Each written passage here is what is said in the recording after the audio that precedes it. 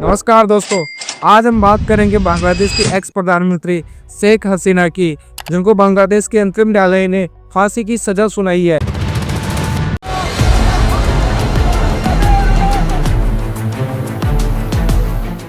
बांग्लादेश में एक ऐसा बड़ा फैसला ले लिया गया है जिसने शेख हसीना को तगड़ा झटका दे डाला है।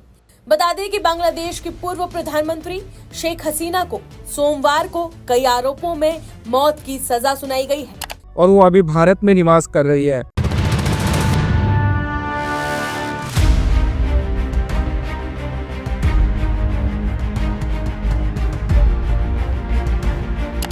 तो आइए उनके बारे में कुछ दिलचस्प बातें जानते हैं। आज हम बात करेंगे उस महिला की जो एक टूटे हुए देश की उम्मीद भी थी और डर व बहस का चेहरा भी। एक लड़की जो आज़ादी के नायक की बेटी भी थी और एक नेता की भी, जिसने गरीबी, युद्ध, आतंक और राजनीति की सबसे लड़ाई लड़ी। और एक प्रधानमंत्री जिसने अपने देश को बदल दिया मगर खुद विवादों में घिर गई। जी हाँ, हम बात कर रहे हैं शेख हसीना की। बचपन से सत्ता के शिखर तक, सत्ता से निर्वासन और फिर इतिहास की सबसे विवादित वापसी तक। 28 सितंबर 1947 को एक छोटे से गांव तुगीपुरा में एक बच्ची का जन्म होता है। नाम रखा गया शेख हसीना। उनके पिता थे शेख मुजीबुर रहमान, वो नेता जो आगे चलकर बंगबंधु कहे गए और बांग्लादेश का संस्थापक भी बने। घर में शुरुआत से राजनीति का माहौल, मीटिंग्स और आंदोलन और लोगों की भीड़ रहती थी। हसीना बचपन से ही अपने पिता के संघर्ष को देखती रही और शायद उसी समय तय हो गया था कि यह लड़की आम नहीं बनेगी। साल 1975 15 अगस्त की सुबह एक सैन्य तख्ता पलट हुआ और कुछ घंटों में पूरा देश में सदमे में डूब गया।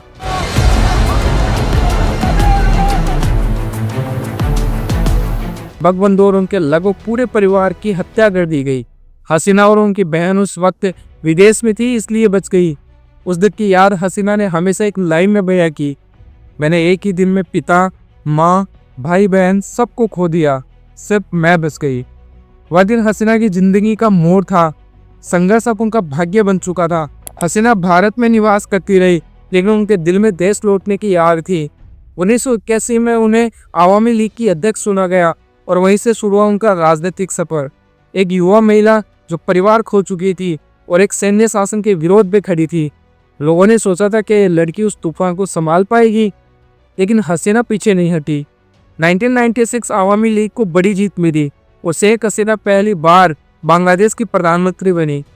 उनके पहले कार्यकाल में 2 बड़े ऐतिहासिक काम हुए, जिसमें गंगाजल समझौता भारत के साथ हुआ और चिटगांव हिल टैक्स शांति समझौता हुआ।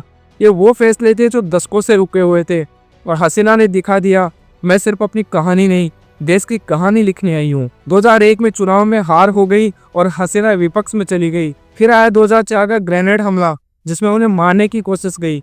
कई लोग मारे गए, लेकिन तब भी हसीना बच गई। 2007 में एक सैन्य समर्थित अंतरिम सरकार आई और हसीना को भ्रष्टाचार के आरोप पर गिरफ्तार कर लिया गया, लेकिन जितना दबाया गया वह उतनी ही मजबूत होती गई। 2008 के चुनाव में आवामी लीग को भारी जीत हुई और जनवरी 2009 से हसीना फिर प्रधानमंत्री बन गई और 2024 तक सत्ता में रही।